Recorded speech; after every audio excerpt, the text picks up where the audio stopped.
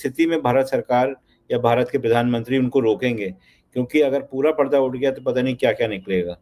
7 हवाई जहाज कोई मामूली बात नहीं होती है, इसका मतलब कि हमें बहुत भारी नुकसान हुआ।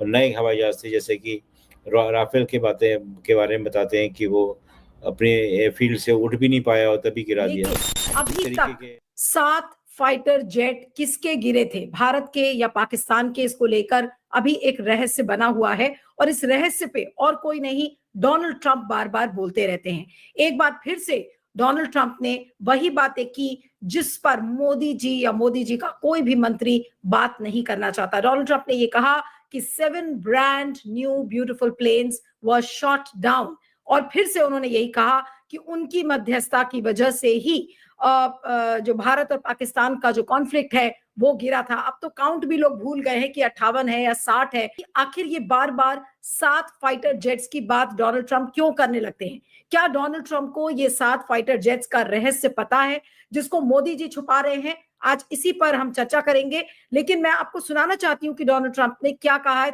If you look at India and Pakistan, they were going at it. 7 planes were shot down. 7 brand new, beautiful planes were shot down, and they were going at it, 2 big nuclear powers. And I said to...